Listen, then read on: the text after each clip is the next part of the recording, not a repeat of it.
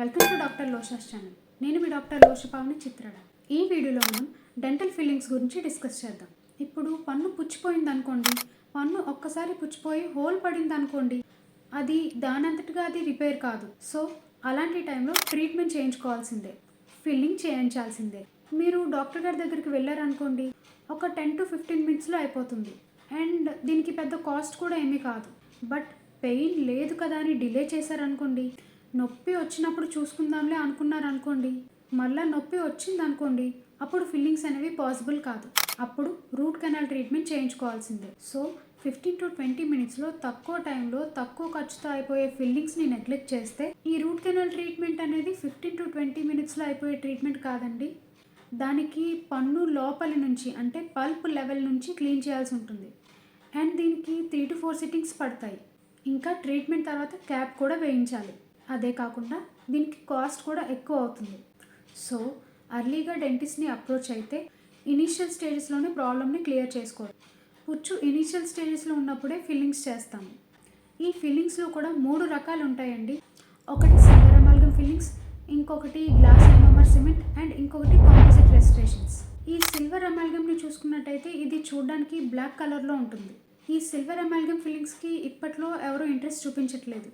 Reason ఏంటంటే ఇది చూడడానికి బ్లాక్ కలర్లో ఉంటుంది and over a period of time టూత్ని కూడా డిస్కలర్ చేస్తుంది. సిల్వర్ అమాల్గమ్ ఫిల్లింగ్స్లో మెర్క్యూరీ ఉంటుంది. ఈ మెర్క్యూరీ అనేది మన బాడీకి అంత మంచిది కాదు. Over a period of time ఇది ఏం చేస్తుందంటే ఫిల్లింగ్కి ఇంకా టూత్కి ఫైన్ గ్యాప్ని క్రియేట్ చేస్తుంది. దానివల్ల మైక్రో లీకేజ్ అవుతుంది. అంటే తిన్న ఫుడ్ పార్టికల్స్ ఏవైతే ఉంటాయో ఆ గ్యాప్లోకి వెళ్ళి సెకండరీ కేరీస్ని ఫామ్ చేస్తుంది. అంటే ఫిల్లింగ్ చూడడానికి బయటికి బాగానే ఉంటుంది, కానీ దాని కింద నుంచి క్యావిటీస్ మళ్ళీ వచ్చే ఛాన్సెస్ ఉన్నాయన్నమాట.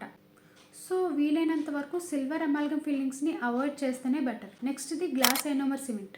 ఇది చూడడానికి వైట్ కలర్లోనే ఉంటుంది అండ్ సిల్వర్ అమాల్గమ్ ఫిల్లింగ్స్తో కంపేర్ చేసుకుంటే ఇది కొంచెం బెటర్. అండ్ ఇందులో మైక్రో లీకేజ్ కూడా ఉండదు. ఈ గ్లాస్ ఎనోమర్ సిమెంట్స్ కూడా చేయించుకోవచ్చు. నెక్స్ట్ ఏంటంటే కాంపోజిట్ రెస్టరేషన్. గ్లాస్ ఎనోమర్ సిమెంట్స్లో కన్నా ఈ కాంపోజిట్ రెస్టరేషన్స్లోనే స్ట్రెంగ్త్ ఎక్కువగా ఉంటుంది అండ్ ఇది టూత్ కలర్లోనే ఉంటుంది. అంటే పన్ను ఏ కలర్లో ఉందో కాంపోజిట్ ఫిల్లింగ్స్లో కూడా షేడ్స్ ఉంటాయి. సో ఈ కాంపోజిట్ ఫిల్లింగ్స్ కూడా చేయించుకోవచ్చు. అసలు మీకు ఈ ఫిల్లింగ్ చేసినట్టు కూడా తెలీదు. అందుకని ఇది కొంచెం కాస్ట్ ఎక్కువగా ఉంటుంది. అండ్ మన ఫ్రంట్ టీత్కి ఏమైనా క్యావిటీ వచ్చిందనుకోండి, లేదా ఫ్రాక్చర్ అయిందనుకోండి, ఈ కాంపోజిట్ రెస్టరేషన్స్ని ప్రిఫర్ చేయొచ్చు. కానీ ఈ కాంపోజిట్ రెస్టరేషన్స్లో ఒక ప్రాబ్లం ఉందండి.